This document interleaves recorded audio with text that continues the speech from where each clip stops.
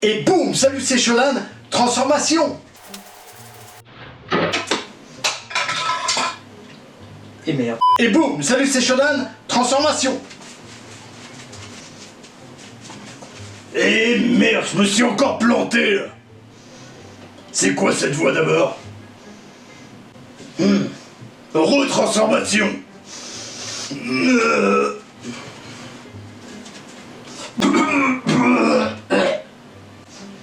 Transformation. Annulation, annulation.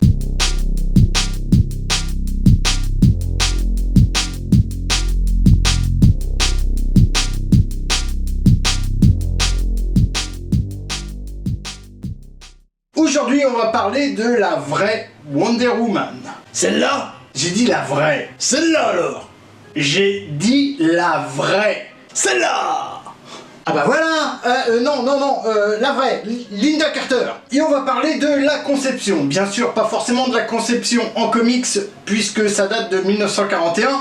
On va plutôt se pencher sur la série. Une première tentative de série ou d'adaptation cinématographique a été tentée en 1967 avec Ellie Wood Walker dans le rôle titre. Bah elle n'aura pas dépassé le pilote. Ensuite, en 1974, on a eu un téléfilm avec Cathy Lee Crosby. Mais on s'en fout, de toute façon elle avait même pas de pouvoir alors... Voilà pété, voilà, hein.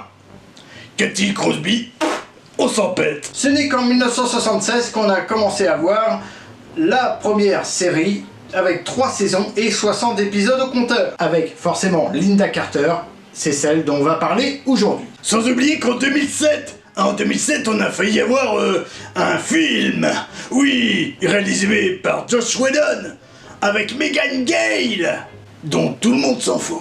Faut dire que Whedon, à la base, il a eu un petit différend avec pas mal de monde en fait, hein, mais là, pour du coup, c'était avec la Warner, qui l'ont un petit peu envoyé péter à ce moment-là.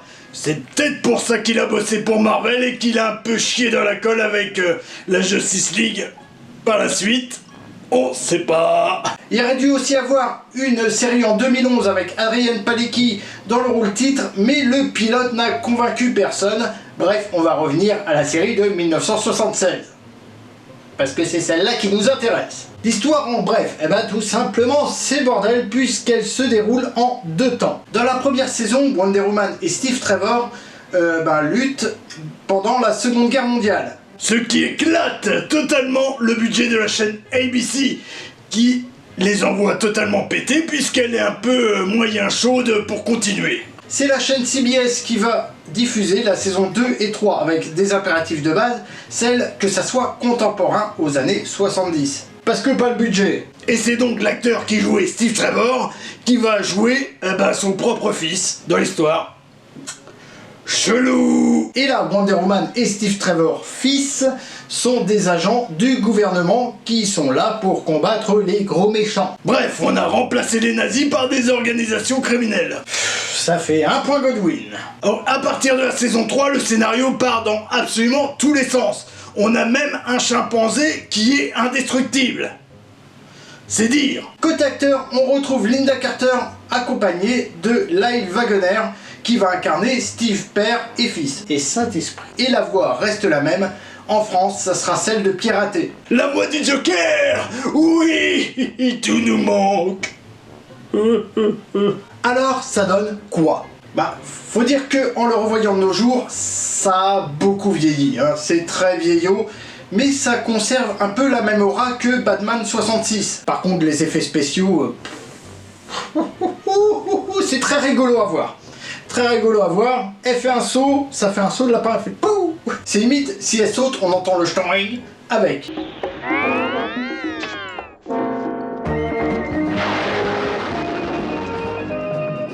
Ah, y a moyen de se taper une bonne barre si on prend la série pour ce qu'elle est, hein. Une capsule temporelle des années 70.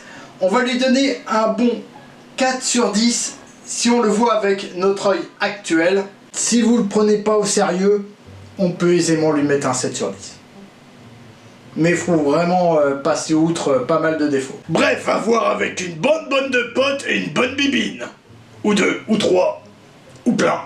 Et là, c'est ton moment, c'est à toi de choisir quelle sera ta série préférée? Tu le dis en commentaire, je décortique tout ça. Là j'ai dû faire avec très peu de votes, donc voilà.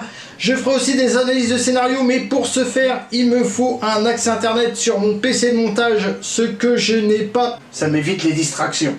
Ah oui, j'ai oublié, si t'as aimé cet épisode, n'hésite pas à mettre un pouce du bonheur et à t'abonner si ce n'est pas déjà fait, puisque cette chaîne est récente et elle a besoin d'un maximum de référencement.